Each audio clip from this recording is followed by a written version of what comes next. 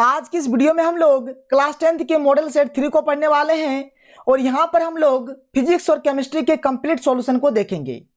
अगर आपने अभी तक सोशल साइंस के कंप्लीट सॉल्यूशन को नहीं देखा है तो आप हमारे यूट्यूब चैनल का प्लेलिस्ट पर जाकर या फिर इस वीडियो के डिस्क्रिप्शन बॉक्स पर जाकर आप सोशल साइंस के कंप्लीट वीडियो को देख सकते हैं। तो चलिए आज की इस वीडियो में हम लोग फिजिक्स और केमिस्ट्री के कंप्लीट सॉल्यूशन को एक एक करके देखते हैं। यहाँ पर एक एक करके हम लोग हर एक क्वेश्चन को डिस्कस करेंगे। देखिए हमारे पास जो पहला क्वेश्चन है, पहला क्वेश्चन क्या है कि यदि R1 और R2 प्रतिरोध पार्श्वबद्ध हो तो उनका समतुल्य प्रतिरोध होता है। बात समझ में आया?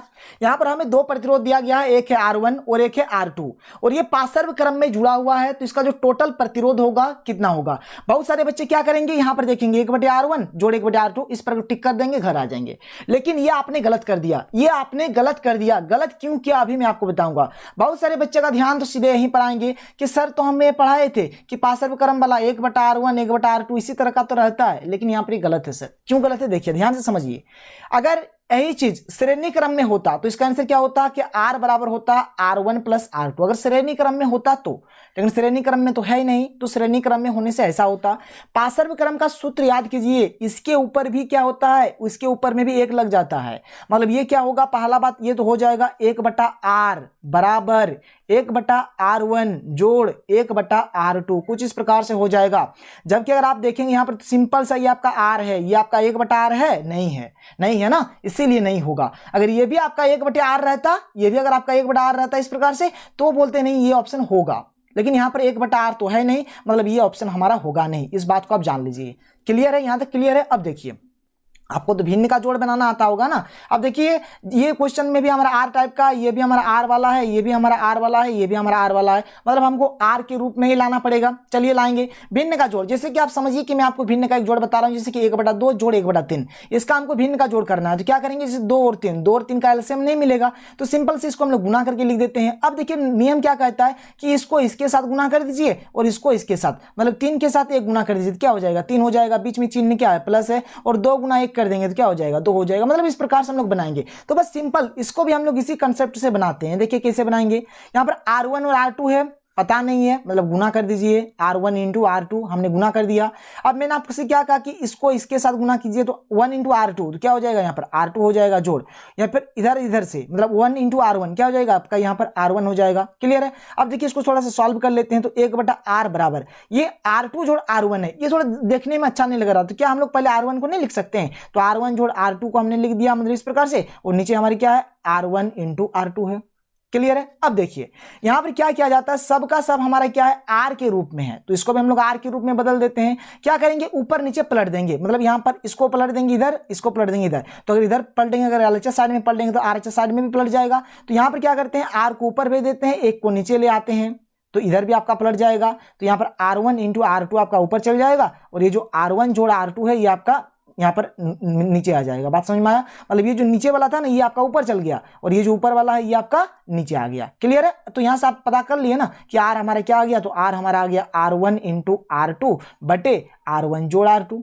क्लियर है? इससे तो आप बहुत ही सिंपल तरीके से, आपने तो एकदम कुछ सेकंड में ही आप निकाल लिए होंगे। मुझे पता है कि आप बहुत ही इंटेलिजेंट है, लेकिन मैंने आपको एकदम कंसेप्ट को बताया। ठीक है, इसका एक्चुअल में कंसेप्ट क्या है, इसका सही आंसर क्या हो जाएगा, ऑप्शन नंबर ए। क्लियर है?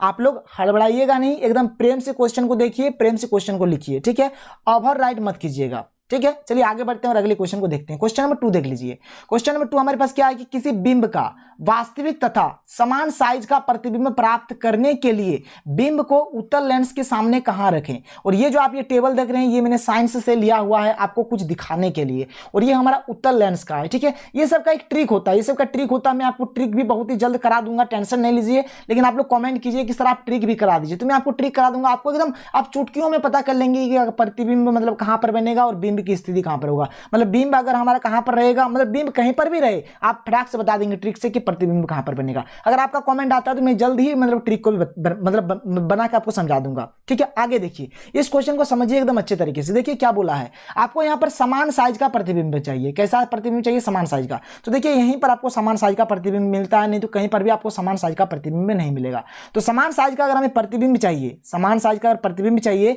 तो वस्तु को हमें कहां रखना पड़ेगा, 2f1 पर, मतलब बिंब को कहां रखना पड़ेगा, 2F1 पर रखना पड़ेगा। यहाँ पर है ना बिंब की स्थिति, तो बिंब हमें कहाँ पर रखना होगा 2F1 पर। अगर 2F1 पर हम लोग बिंब को रखेंगे तभी हमें समान साइज का प्रतिबिंब मिलेगा। इसका मतलब क्या हुआ, देखिए यहाँ पर 2 है, 2 यानी क्या दुगुना, 2 यानी दुगुना, और F यानी क्या फोकस, तो मतलब फोकस दूरी की दुगनी। ठीक है, यही आपको आंसर होगा। ठीक है, फोकस दूरी की दुगनी दूरी पर, मतलब ये आपका ऑप्शन नंबर सी इसका सही होगा। फोकस दूरी की दुगनी दूरी पर यानी कि 2F1 पर हम लोग रखेंगे वस्तु को।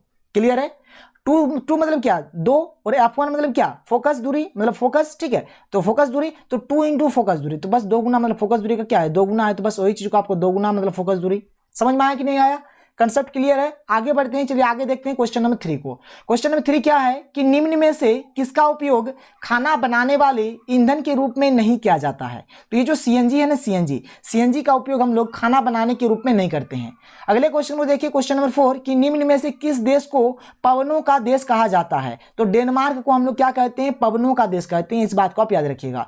क्वेश्चन नंबर 5 देखिए कि घरेलू विद्युत परिपथों में किस संयोजन का उपयोग नहीं किया जाता है? तो आप याद रखिए, जो हमारा जो घर में जो लाइन हम लोग जलाते हैं, जो उसमें बोर्ड वगैरह है, वो किस प्रकार के संयोजन में रहता है और किस प्रकार का संयोजन में नहीं रहता है। तो पहला बात तो आप याद रख लीजिए कि वो श्रेणीक्रम संयोजन में नहीं रहता है। अब श्रेणीक्रम संयोजन में क्या होता है, देखिए श्रेणीक्रम संयोजन में जैसे कि ये हमारा एक यहाँ पर जुड़ा रहा, फिर यहाँ पर एक हमारा जुड़ा रहेगा, यहाँ पर फिर हमारा एक जुड़ा रहेगा। इससे क्या होगा कि मान के चलिए ये वाला कोई भी, मतलब ये मान के चलिए एक स्विच है, ये भी आपका एक स्विच है, ये भी आपका एक स्विच है। मान के चलिए इस स्विच में अगर कुछ खराबी रहेगा, इस स्विच में कुछ खराबी रहेगा ना तो आपका ये वाला स्विच काम करेगा, ना तो आपका ये स्विच वाला काम करेगा। तो यहाँ से हम लोग कोई भी मतलब बल्ब का या फिर फैन का या फिर टीवी का कोई भी कनेक्शन लेंगे तो काम नहीं करेगा। इसलिए हम लोग घर में ना कभी भी श्रेणीक्रम संयोजन करते ही नहीं है। तो इसका सही आंसर क्या हो जाएगा, ऑप्शन नंबर ए। तो 5 का सही आंसर क्या हो जाएगा, ऑप्शन नंबर ए, यानी कि श्रेणीक्रम संयोजन।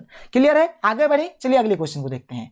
क्वेश्चन नंबर 6 क्या है, देखिए संतरा में कौन सा अम्ल पाया जाता है? देखिए सिंपल सा ट्रिक है। संतरा, देखिए संतरा में आपका 100 है और यहाँ पर आपका सिट्रिक में भी 100 है। तो मतलब आप याद रखिए कि संतरा में कौन सा अम्ल पाया जाता है, तो सिट्रिक अम्ल पाया जाता है। क्लियर है? आगे बढ़े, क्वेश्चन नंबर 7 देखिए, यदि बिलियन के पीएच का मान 3 है वो क्या होगा? देखिए जैसे 3 तरह से आपको समझना है। एक, अगर बिलियन का पीएच मान 7 हो, एक 7 से कम हो और एक 7 से अधिक हो। ठीक है, अगर 7 हो तो बिलियन हमारा उदासीन होगा, तो बिलियन क्या होगा, उदासीन होगा। अगर 7 से कम है तो बिलियन हमारा अम्लीय होगा, और अगर 7 से अधिक है तो बिलियन हमारा क्या होगा, क्षारीय होगा। ठीक है, मतलब बिलियन क्या होगा, वह क्षारीय होगा। क्लियर है? समझ में आ रहा है? तो यहाँ पे देखिए पीएच मान 3 है, यानी कि 7 से कम है, और जब भी 7 से कम होगा तो वह क्या होगा, हमारा अम्ल होगा। वह बिलियन कैसा होगा, अम्लीय बिलियन होगा। क्लियर है? इसका सही आंसर हो जाएगा option number A. Question number 8 देखिए कि व्यंजक चूर्ण का सूत्र है। व्यंजक चूर्ण का सूत्र क्या होता है, तो CaOCl2 ये व्यंजक चूर्ण का सूत्र होता है। ये तो आप जानते होंगे, बहुत ही सिंपल सा क्वेश्चन था। आगे बढ़ते हैं, अगले क्वेश्चन को देखिए, क्वेश्चन नंबर 9 देखिए, ऑक्सीजन के 2 परमाणुओं के बीच कितने आबंध पाए जाते हैं? मतलब जो ऑक्सीजन का सूत्र क्या होता है, O2 होता है। अब यहाँ पर O और O के बीच जो संरचना बनता है, तो इसके बीच बोल रहा है कि कितना मतलब बंध पाया जाता है, मतलब कौन सा बॉन्ड होता है, मतलब सिंगल बॉन्ड होता है, डबल बॉन्ड होता है, या फिर ट्रिपल बॉन्ड, यानी कि एकल बंध पाया जाता है, द्विबंध या फिर त्रिबंध। इस चीज को आपको बताना है। देखिए सिंपल सा कहानी है। ओ का परमाणु संख्या कितना होता है, 8 होता है। इसका इलेक्ट्रॉनिक विन्यास करेंगे तो 2 और 6 होगा। और अगर देखा जाए तो इसका संयोजकता कितना होगा, संयोजकता 2 होगा। और जब संयोजकता 2 होगा ना, तो इसका मतलब इसमें इन दोनों के बीच कौन सा बॉन्ड पाया जाएगा, तो डबल बॉन्ड पाया जाएगा। बस सिंपल से आपको इस प्रकार से समझना है। और एक्चुअल में ऑक्सीजन कुछ इस प्रकार से जुड़ा हुआ होता है डबल बॉन्ड से, इसे। ठीक है, मतलब इसका संयोजकता 2 हो गया, मतलब द्विबंध। जैसे हम नाइट्रोजन का बात करेंगे, नाइट्रोजन का परमाणु संख्या 7 होता है। ठीक है, इसका इलेक्ट्रॉनिक विन्यास करेंगे तो 2 और 5 होगा। अब देखिए 5 है तो इसका संयोजकता कितना होगा, 3 होगा। तो मतलब नाइट्रोजन में त्रिबंध पाया जाएगा। याद रखिएगा, अगर क्वेश्चन में अगर यहाँ पर आपका नाइट्रोजन रहता तो कितना आंसर हो जाता, 3। लेकिन यहाँ पर क्वेश्चन हमारा ऑक्सीजन दिया हुआ है, तो इसका आंसर कितना होगा, 2 होगा। बस इस मतलब आप संयोजकता का याद रखेंगे, एक ट्रिकी कंसेप्ट हो गया आपका कि आप संयोजकता को याद रखेंगे तो आप फटाफट बता देंगे। क्लियर है? आगे बढ़े तो क्वेश्चन नंबर 9 तक क्लियर हो गया। क्वेश्चन नंबर 10 देखते हैं कि बेंजीन का अनुसूत्र है। जो बेंजीन का सूत्र होता है ये C6H6 होता है। बेंजीन का सूत्र क्या होता है, C6H6। और बेंजीन को कुछ हम लोग इस प्रकार से बनाते हैं, इस बात को भी आप याद रखिएगा। ये हमारा बेंजीन का स्ट्रक्चर मतलब इस प्रकार से बनाइए। मतलब पहले अगर इसमें आपको मतलब द्विबंध देना है तो इसमें मत दीजिए, तब इसमें दीजिए, मतलब एक छोड़ के देना है। आप इस प्रकार से बना सकते हैं, या फिर आप चाहे तो इस प्रकार से बना सकते हैं जैसे आपने यहाँ से देना स्टार्ट किया था। आप चाहे तो यहाँ से दीजिए, तो यहाँ पर दीजिएगा तो यहाँ नहीं देना है, फिर यहाँ देना है, फिर यहाँ नहीं देना है, फिर आपको यहाँ देना है। तो ये सब बेंजीन का स्ट्रक्चर होता है, ये सब आप जानते होंगे। तो इसका सूत्र यहाँ पर बताना है आपको। तो क्या होता है, तो C6H6 होता है बेंजीन। क्लियर? आगे बढ़ें, चलिए आगे देखते हैं। अब यहां पर हमारा जो क्वेश्चन है क्या है, रिक्त स्थान को आपको भरना है। ठीक है, देखिए पहला क्वेश्चन क्या है कि दर्पण सूत्र होता है। दर्पण सूत्र क्या होता है, याद रखिए दर्पण सूत्र होता है 1/v प्लस 1/u बराबर 1/f। ये हमारा होता है दर्पण सूत्र, जहां पर u क्या है, बिंब की दूरी है, v क्या है, प्रतिबिंब की दूरी है, और f क्या है, फोकस दूरी है। क्लियर है, तो ये हमारा होता है दर्पण सूत्र। हो गया क्लियर। क्वेश्चन नंबर 12 देखिए, हीरा एवं ग्रेफाइट कार्बन के क्या है, तो 2 अप्रूफ है, 2 अप्रूफ है। अभी मैं आपको बताऊंगा थोड़ी देर बाद ही कि अप्रूफ मतलब क्या होता है, क्योंकि आगे क्वेश्चन आपको अप्रूफ पर बेस्ड दिया हुआ है, तो मैं आपको बताऊंगा। क्वेश्चन नंबर 13 क्या है कि एल्किन का सामान्य सूत्र। देखिए आप याद रखिए, एल्किन एक हमारा होता है एल्केन, ठीक है, एक होता है एल्केन जिसका सूत्र होता है CnH2n+2। एक हमारा होता है एल्किन जिसका सूत्र होता है CnH2n, और एक हमारा होता है एल्काइन जिसका सूत्र होता है CnH2n-2। मतलब यहां से एक बार 2 घट गया, फिर से यहां पर आए तो फिर से और एक बार 2 घट गया, मतलब 2 आपको घटा देना है। तो यहां पर हमें पूछा गया था एल्किन का, तो एल्किन का सूत्र होता है CnH2n, तो यहां पर भर देंगे CnH2n। क्लियर है। आवेश, आवेश का ऐसा मात्रक, तो आवेश का ऐसा मात्रक क्या होता है, आप जानते होंगे कूलम्ब होता है। तो यहाँ पर क्या लिखेंगे, कूलम्ब लिखेंगे, आप चाहे तो ब्रैकेट में यहाँ पर C भी लिख सकते हैं। क्लियर है, तो ये होता है आवेश का ऐसा मात्रक। आवेश बोला जाए या फिर विद्युत आवेश बोला जाए, दोनों का मतलब यहाँ पर एक ही है। क्लियर है, आगे बढ़े, चलिए अगले क्वेश्चन को देखते हैं। अगला क्वेश्चन देखिए क्या है कि समतल दर्पण द्वारा बने प्रतिबिंब की विशेषता लिखें। मतलब जो समतल दर्पण जो है उसमें जो प्रतिबिंब बनता है उसका क्या विशेषता है। ठीक है, तो देखिए पहला विशेषता कि समतल दर्पण द्वारा बना प्रतिबिंब आभासी एवं सीधा होता है। क्लियर है, समतल दर्पण द्वारा जो प्रतिबिंब बनेगा ना वो हमेशा आभासी होगा और सीधा होगा। समतल दर्पण में बना प्रतिबिंब वस्तु के बराबर होता है एवं पार्श्व परिवर्तित होता है। ये पार्श्व परिवर्तित क्या है, जैसे कि मान के चलिए अगर आप मतलब समतल दर्पण के पास अगर खड़ा होंगे ना, तो मतलब आपका जो लेफ्ट हैंड है, जो आपका लेफ्ट हैंड है, वो जब आप दर्पण में देखेंगे तो लगेगा कि वो हमारा राइट हैंड है। मतलब लेफ्ट वाला पार्ट आपको राइट जैसा लगेगा और राइट वाला पार्ट आपको लेफ्ट जैसा लगेगा, तो इसी को हम लोग पार्श्व परिवर्तित बोलते हैं। तो ये आपको मैंने 2 विशेषता बता दिया, यहाँ पर आपको 2 ही नंबर दिया जाएगा, इसलिए मैंने यहाँ पर 2 ही विशेषता लिखा। चलिए आगे बढ़ते हैं, अगले क्वेश्चन को देखिए। अगला क्वेश्चन क्या है, क्वेश्चन नंबर 16, निकट दृष्टि दोष क्या है, इसे कैसे दूर किया जाता है। तो देखिए निकट दृष्टि दोष, देखिए जैसा नाम है ना यहाँ पर वैसा काम ही है, मतलब निकट दृष्टि दोष बोला जाएगा ना, तो मतलब आप क्या होगा यहाँ पर देखिए ध्यान से समझिए, आप निकट दृष्टि दोष बोला है तो आप निकट की वस्तु को देख पाएंगे लेकिन दूर की वस्तु को आप देख नहीं पाएंगे। बस ये कहानी है यहाँ पर, देखिए मतलब एक अजीब टाइप का यहाँ पर कंसेप्ट है। तो चलिए देख लेते हैं क्या होता है कि जब निकट की वस्तुएं स्पष्ट रूप से दिखाई देती है, मतलब निकट वाला तो आप देख पाएंगे किंतु दूर की वस्तुएं स्पष्ट रूप से दिखाई नहीं देती है, तो इस प्रकार के दोष को निकट दृष्टि दोष कहते हैं। क्लियर है,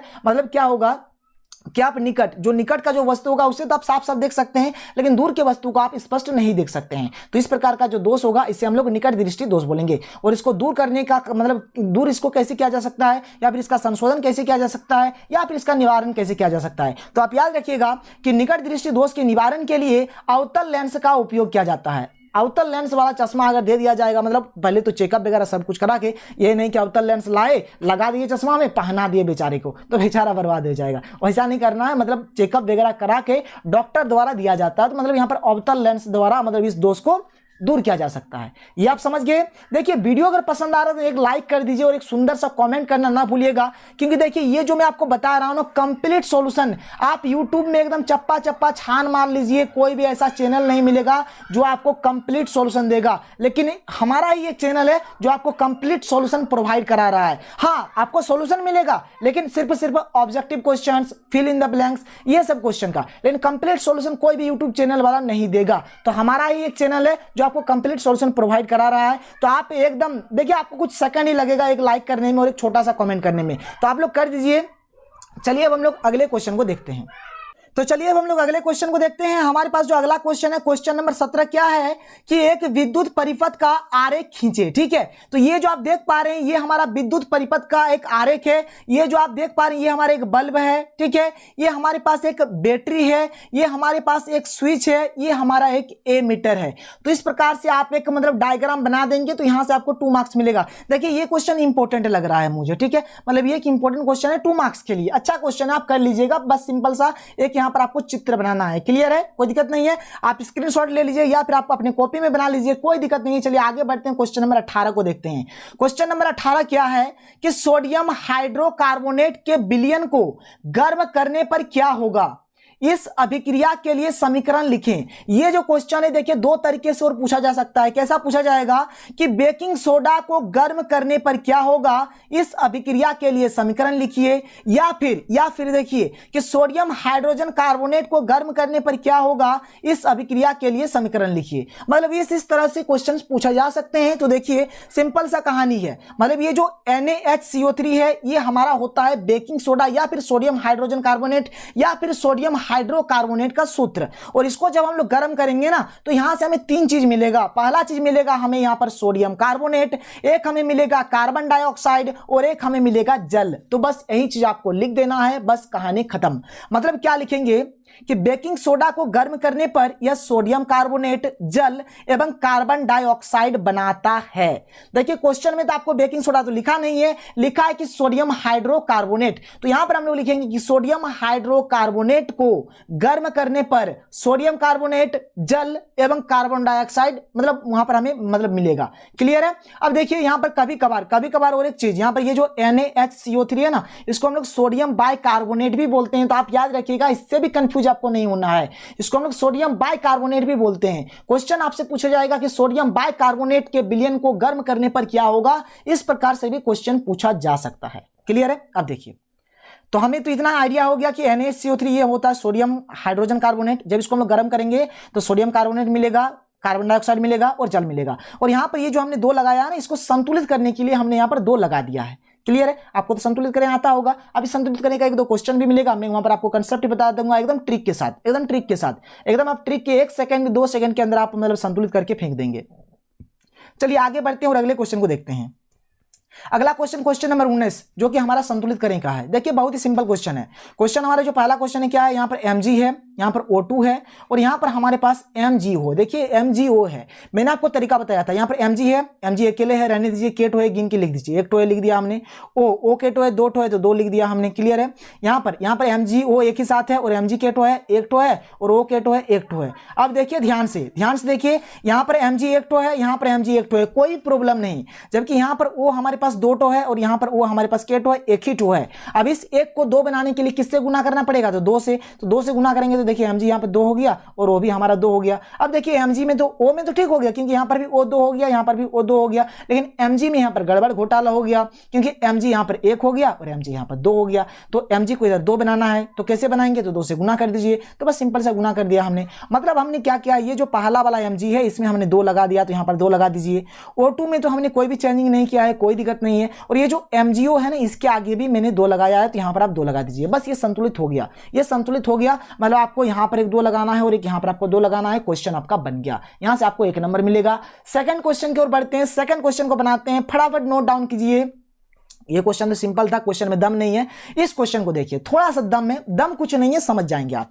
अब देखिए यहाँ पर MnO2 मतलब ये Mn और O जो है एक ही साथ है। गिन के देख लीजिए कि Mn K2 है तो Mn एक टो है और O K2 है तो दो टो है। हमने लिख दिया एक ही साथ है तो एक ही साथ लिखेंगे इस प्रकार से।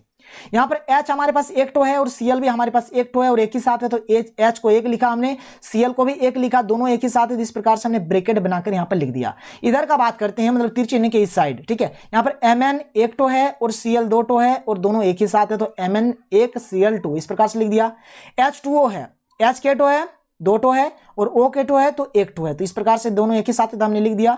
अब यहाँ पर Cl K टो है तो दो टो है, Cl K टो है तो दो टो है। अब देखिए बहुत ही सिंपल तरीके से आप समझिए कि किस प्रकार से आपको काम करना है। देखिए बहुत ही सिंपल तरीका है।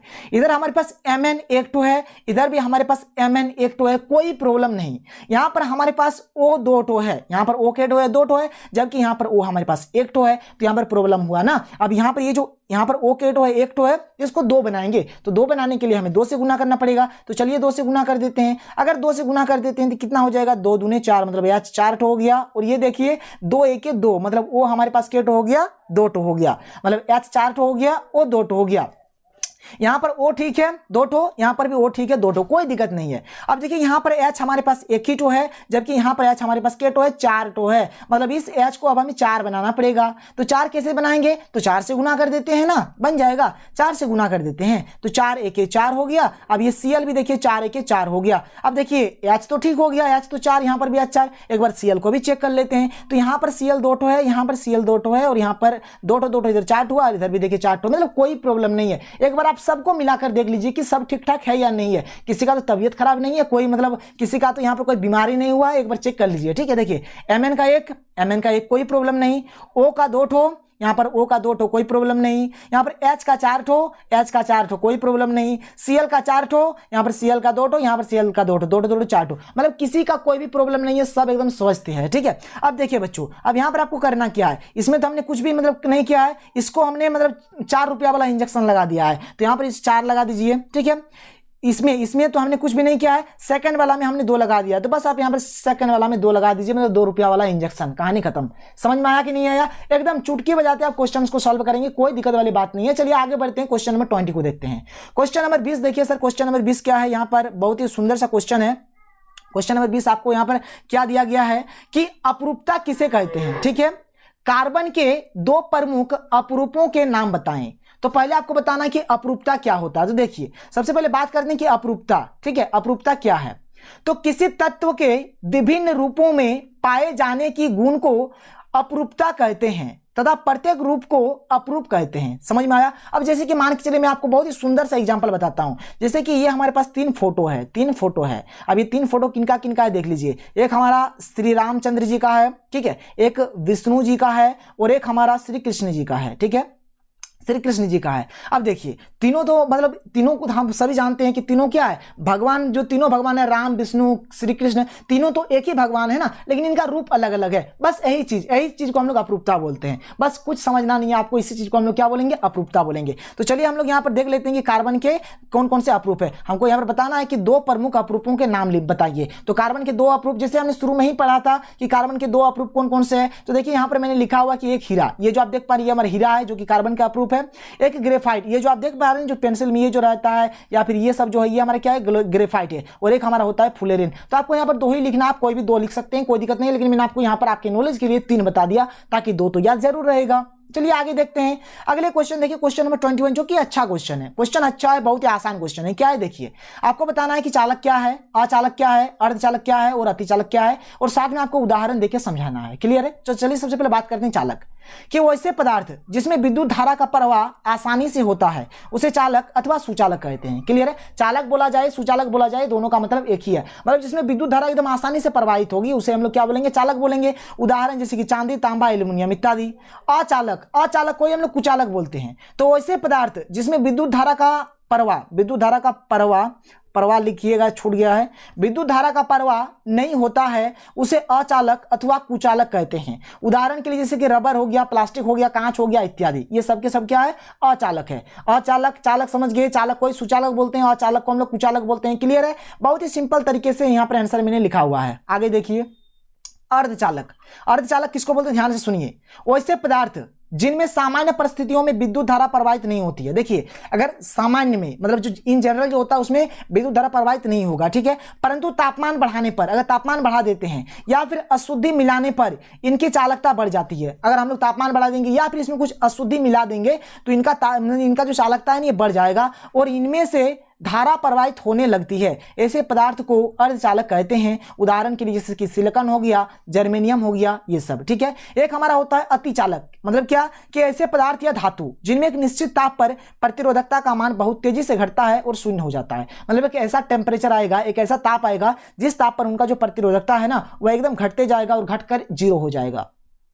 इन पदार्थों या धातुओं को अतिचालक पदार्थ या धातु का मतलब अतिचालक पदार्थ बोलिए या फिर अतिचालक धातु बोलिए, दोनों का मतलब एक ही है। तथा इनके इस गुण को अतिचालकता कहते हैं। उदाहरण के तौर पर आप बोल सकते हैं पारा में ये गुण पाया जाता है। ठीक है, चलिए अभी कैसे पाया जाता है, क्या होता है, उतना डिटेल में नहीं जाते हैं, केवल आपको यहाँ पर डेफिनेशन पूछा था, मैंने आपको डेफिनेशन बता दिया। आगे बात करते हैं अगले क्वेश्चन को। देखिए क्या कि जीवाश्मी ईंधन किसे कहते हैं। तो देखिए जीवाश्मी को अगर तोड़ेंगे ना तो 2 चीज मिलेगा, एक जीव मिलेगा, एक अश्मी यानी कि अवशेष। मतलब जो जीवों के अवशेष से जो बनेगा उसे हम लोग जीवाश्मी ईंधन बोलेंगे। तो देखिए लाखों करोड़ों वर्ष पहले पृथ्वी के नीचे दबे जीव जंतुओं के अवशेषों से बने ईंधन को जीवाश्मी ईंधन कहते हैं। क्लियर है? जैसे कोयला, पेट्रोलियम इत्यादि। अब क्वेश्चन आगे की तथा जीवाश्मी ईंधन की क्या हानियां हैं। अब इसकी हानि को भी बताना है, तो चलिए देखते हैं इसके हानि को। तो जीवाश्मी ईंधन की हानि को देख लीजिए। पहला ये आपका हानि यहाँ पर ये हो गया, क्या है कि जीवाश्मी ईंधन जैसे कोयला, पेट्रोलियम आदि को जलाने पर carbon dioxide, sulphur dioxide, nitrogen dioxide देता है जो वायु को प्रदूषित करता है। ये आपका हो गया। फिर यहां से दूसरा पॉइंट आप देखिए कि यह गैस जल के साथ मिलकर अम्ल बनाती है जिसके कारण अम्ल वर्षा होती है। क्लियर है? तो 2 पॉइंट यहां से आपका क्लियर हो गया। आप इसी प्रकार से स्टार बना के लिखिएगा, मैंने यहां पर स्टार नहीं दिया है। ये आपका 1 स्टार हो गया, ये आपका 1 स्टार हो गया, 2 स्टार हो गया, यानी कि 2 पॉइंट हो गया। आगे देखिए अगला क्या है कि जो जीवाश्म ईंधन है ना, या फिर जीवाश्म ईंधन जो आप बोलें, तो जो जीवाश्म ईंधन है वह ऊर्जा का क्या है, अनवीकरणीय स्रोत है, मतलब जो कि सीमित मात्राएं हैं, मतलब कभी भी समाप्त हो सकते हैं। तो ये इसका एक हानि है। क्लियर है? समझ में आया? इधर 3 हानि बता दिए, एक आपने डेफिनेशन बताया, तो हो गया ना 4 नंबर। और कितना लिखना है? हो गया। आगे बढ़ेंगे। क्वेश्चन नंबर 23 देखते हैं कि धातु एवं अधातु के 2 भौतिक तथा 2 रासायनिक गुणों में अंतर लिखें।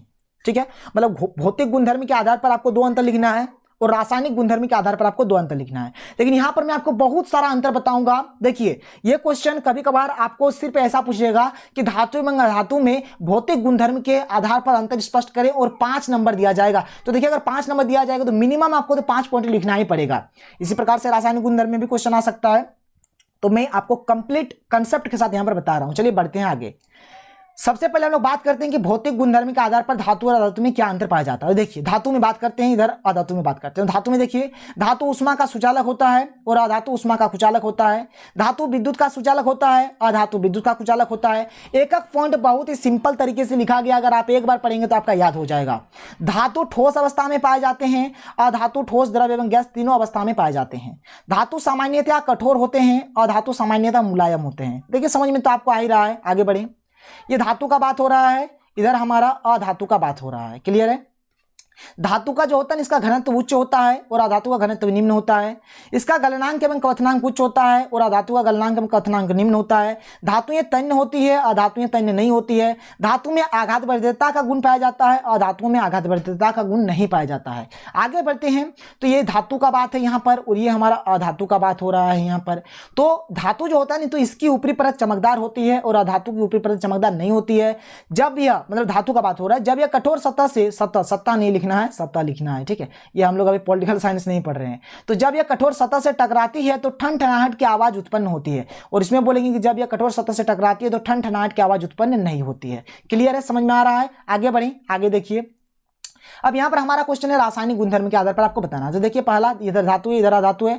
तो जो धातु होता है वो इलेक्ट्रॉन का त्याग करके धन आयन बनाता है, जैसे कि Na+ हो गया, Mg2+ हो गया, ठीक है, Al3+ हो गया। तो इस प्रकार से इसका कंसेप्ट अगर आपको कंप्लीट जानना है कि किस प्रकार से होता है तो आप चल जाइए जो मैंने आपको पहले पढ़ाया था धातु और अधातु, वहां पर आपको कंप्लीट कंसेप्ट मिलेगा। और अधातु क्या करता है, इलेक्ट्रॉन का ग्रहण करता है और ऋण आयन बनाता है, जैसे कि Cl- हो गया, O2- हो गया। क्लियर है? तो ये सब यहां पर ये आप समझ सकते हैं। धातुएं ऑक्सीजन के साथ अभिक्रिया करके धात्विक ऑक्साइड देती है जिसकी प्रकृति क्षारीय होती है। जैसे धातु हो गया, ऑक्सीजन के साथ अभिक्रिया कर रहा है, यानी मैग्नीशियम है, धातु के साथ ऑक्सीजन के साथ अभिक्रिया करके MgO बना रहा है और ये जो MgO का जो प्रकृति होगा ना, यह क्या होगा, क्षारीय होगा। उसी प्रकार से जो अधातु है वो ऑक्सीजन के साथ अभिक्रिया करके क्या बनाता है, अधात्विक ऑक्साइड बनाता है और जिसकी प्रकृति कैसी होती है, तो अम्लीय होती है। जैसे कार्बनिक धातु है, यह मतलब ऑक्सीजन के साथ अभिक्रिया करके CO2 बना रहा है यहाँ पर और CO2 का प्रकृति कैसा है, तो अम्लीय है। बस यही चीज यहाँ पर बताया गया है। आगे बढ़े। धातुएं जल के साथ अभिक्रिया करके धातु हाइड्रोक्साइड बनाती है। यहां पर मैंने उतना एग्जांपल नहीं लिखा, मैं आपको केवल डेफिनेशन बता देता हूं। और धातुएं जल के साथ अभिक्रिया नहीं करती है। धातुएं अम्ल के साथ अभिक्रिया करके लवण एवं हाइड्रोजन गैस देती है और अधातुएं अम्ल के साथ अभिक्रिया नहीं करती है। आप चाहे तो कोई भी एग्जाम्पल देख सकते हैं। यहाँ पर कोई आप एक धातु ले सकते हैं, जैसे आप यहाँ पर के लिख सकते हैं, पोटेशियम एक धातु है, इसका अभिक्रिया करेंगे H2O से, तो यहाँ पर पोटेशियम हाइड्रोक्साइड बनेगा, धातु का हाइड्रोक्साइड बनेगा, यानी कि पोटेशियम का हाइड्रोक्साइड बन गया। तो इस प्रकार से आप एग्जाम्पल खुद से क्रिएट कर सकते हैं या फिर मतलब एग्जाम्पल देखिए, क्वेश्चन तो सिंपल सा था ना, तो एग्जाम्पल यहाँ पर क्यों लिखे हम लोग। आगे बढ़े। धातुएं अवकारक होती है और धातुएं ऑक्सीकारक होती है। यहाँ पर अपवाद के तौर पर कार्बन है। धातुएं सामान्यतः हाइड्रोजन के साथ अभिक्रिया नहीं करती है, लेकिन अपवाद है कि Li, Na, Ca, Be, etc।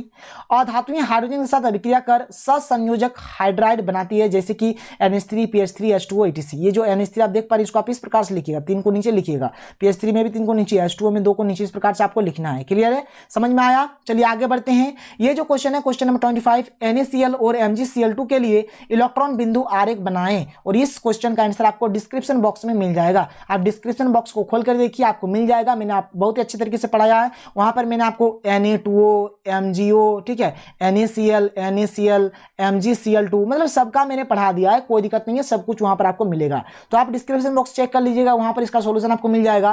Question number 25, इस क्वेश्चन नंबर 25 को मैं यहाँ पर डिस्कस नहीं करूंगा क्योंकि एक न्यूमेरिकल क्वेश्चन है, और न्यूमेरिकल क्वेश्चन के लिए मैं एक सेपरेट वीडियो बनाऊंगा, वहां पर मैं आपको क्वेश्चन नंबर 25 बताऊंगा। और क्वेश्चन नंबर 25 के और एक क्वेश्चन है जो कि विद्युत का है, विद्युत का न्यूमेरिकल है, और इन दोनों क्वेश्चन को मैं एक ही वीडियो में कवर करूंगा, और इसका वीडियो आपको बहुत ही जल्द मिल जाएगा। यानी कि मतलब ये मान के चलिए क्या हो सके तो आपका जो अगला लेक्चर आएगा, अगले लेक्चर में ही मैं इस क्वेश्चन को डिस्कस कर दूंगा आपके साथ, ठीक है। तो इस क्वेश्चन को अभी मैं छोड़ देता हूं। यहाँ पर ये जो श्रेणी क्रम वाला ये जो क्वेश्चन है, इस क्वेश्चन को अभी मैं छोड़ दूंगा क्योंकि ये एक न्यूमेरिकल क्वेश्चन है। ये क्वेश्चन को मैं बाद में करा दूंगा, दिक्कत नहीं है, सब कुछ हो जाएगा आपका। आगे बढ़ते हैं, क्वेश्चन नंबर 26 देख लीजिए क्या है। यहां पर ये चित्र दिया है, चित्र में जो 1 number, 2 number, 3 number, 4 number, 5 number, ये सबका आपको नाम लिखना है। तो देखिए यहां पर देखिए नाम, ये जो 1 नंबर है, 1 नंबर ये जो है ये हमारा बल्ब है, 2 नंबर वाला ये हमारा स्विच है, 3 नंबर वाला बिकर है, 4 नंबर ये जो आप देख पा रहे हैं हमारे क्या ग्रेफाइट की छड़ है, ये 5 नंबर ये जो आप ये देख पा रहे हैं क्या लवन बिलियन है। देखिए सबसे मतलब हलवा क्वेश्चन बोला जाता है इसको, हलवा क्वेश्चन। क्वेश्चन में दम नहीं है, इतना छोटा सा आपको लिखना है, 2 मिनट का भी काम नहीं है, और आपको 5 नंबर दिया जा रहा है। कितना सुंदर चीज है ना। इसी तरह का क्वेश्चन अगर आता तो कितना अच्छा होता, लेकिन ऐसा सब नहीं मिलेगा। मतलब ये सब अगर आ जाए मतलब समझिए कि आपका नसीब अच्छा है कि आ गया। चलिए आगे बढ़ते हैं। आगे देखिए यहाँ पर अथवा में हमारे पास और कुछ क्वेश्चन है। इसी अथवा में हमें निम्नलिखित यौगिकों का रासायनिक सूत्र लिखना है। जैसे कि पहला हमारे पास क्या है, साधारण नमक। साधारण नमक का सूत्र होता है NaCl, क्लियर है, यानी कि सोडियम क्लोराइड। दूसरा नंबर है जल। जल तो बच्चा जानता है, जल का सूत्र क्या होता है, H2O होता है। क्वेश्चन नंबर C क्या है, धोने वाला सोडा। धोने वाला सोडा का सूत्र क्या होता है पता है आपको, ये होता है Na2CO3.10H2O, क्लियर है।